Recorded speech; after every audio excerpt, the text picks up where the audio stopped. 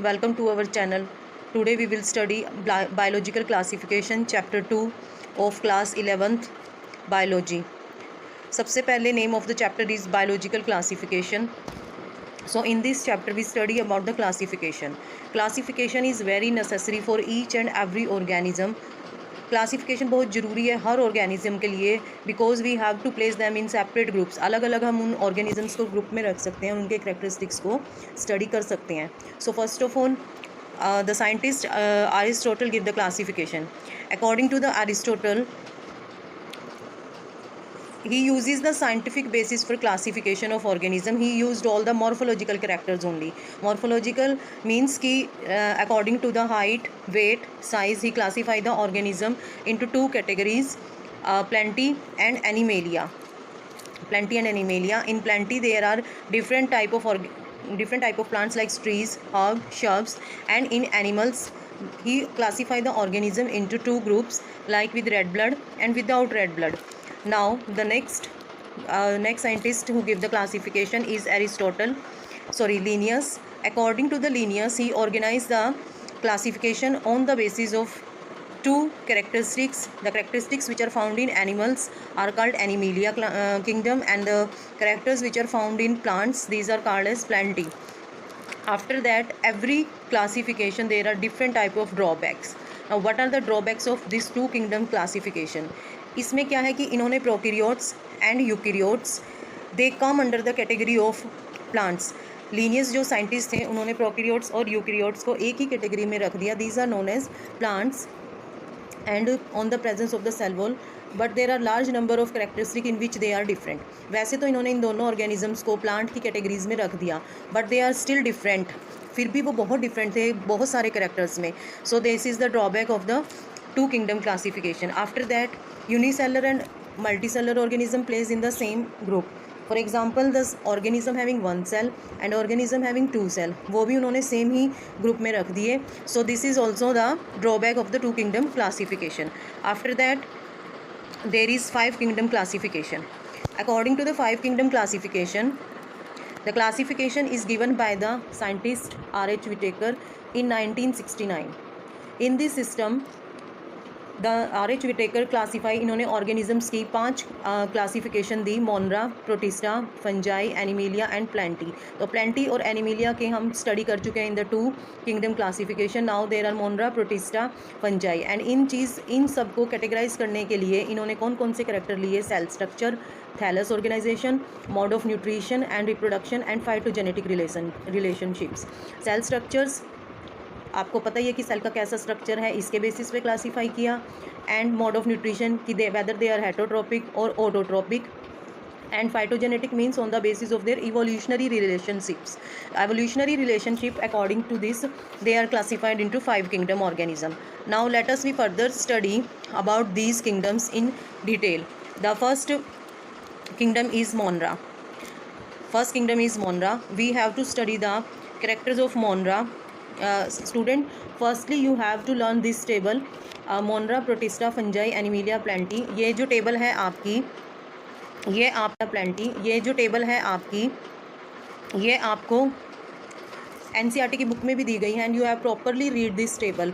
These organisms are like Monera, Protista and Fungi, Plantae, Animalia. इनको भी classify किया गया है further on the basis of their cell wall, on the basis of their nuclear membrane, on the basis of body organization, mode of nutrition.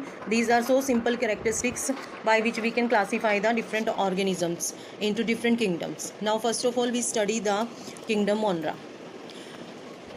Firstly, you know the other name of the Monera, we can say it bacteria. And here you study कि what are bacteria. सबसे पहले आपको bacteria के बारे में पता होना चाहिए. These are most abundant micro organisms and they are present in handful of soil. Hello, अब हम किंगडम मोनरा पढ़ रहे थे. इसमें जो है organisms, hundreds of bacteria are present in handful of soil. Means कि बैक्टीरिया को आप कैसे आइडेंटिफाई कर सकते हैं कि they are very micro organism. We can not see with the naked eye. ये इतने छोटे होते हैं कि हम इनको अपनी नेक्ड आई से नहीं देख सकते. For example, they are present in soil and they are also present in hot springs, desert, snow and deep oceans. Hot springs means कि इनकी सेल वॉल इतनी ज़्यादा एक्सट्रीम लाइनिंग होती है कि they can survive in the hot springs. Now the various types of bacteria are spherical shape bacteria, they are called coccus. Plural of coccus is cocci. And the next is bacillus. Rod shape bacteria are called bacillus and the plural is bacilli. इधर pencil से आप देख सकते हैं कि ये इनका plural form है. Now the spirillum, the bacteria which are S shaped, these are called spirillum or spiral shaped. Now the vibrium and vibrium is known as comma shaped bacteria. The bacteria which are comma in shape are called vibrio. Some are autotrophic and majority of the organism are heterotrophic, means they can't form their food, they cannot synthesize their food, they depend on other organism. And auto means synthesize their food from inorganic substances की जो अपना खाना खुद बना सके. Now types of bacteria, the first one is archaebacteria. Friends, archaebacteria क्या होते हैं? Which are living in harsh habitats like in salty water, means their cell wall is in such a form that they can bear the salt water में properly survive कर सके, इसलिए archaebacteria की cell wall इस तरीके की होती है. Thermo acidophiles, thermo means they are temperature loving. Marshy area means the area where there is production of methane gas. Methane word is related to marshy area. Archaebacteria, the main unique characters of archaebacteria is that they have the different cell wall which have to survive in extreme condition. Now methanogens are present in the guts of. Example of methanogen, what are methanogens? अभी मैंने आपको बताया कि which produce methane gas and they are present in the gut of ruminants, buffaloes, and they produce methane gas from the dung of these animal. जो methanogens bacteria हैं they are present in the gut of ruminant animals. Ruminant मतलब cud chewing animals, and they produce methane gas from the dung. जो dung होता है animals का, उनसे जो है ये मीथेन गैस प्रोड्यूस करते हैं. ये था आपका students bacteria, archaebacteria. Now we have to study about the eubacteria. What is eubacteria? The other name is true bacteria. True means they proper have rigid cell wall and they have flagella. What is flagella? The movement, the organ which is used for locomotion and movement. There are different type of organisms, eubacteria, autotrophs, heterotrophs, photosynthetic and chemosynthetic for their food.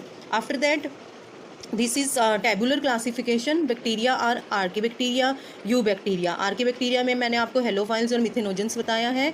Eubacteria में मैंने आपको autotrophic और heterotrophic classification बताई है.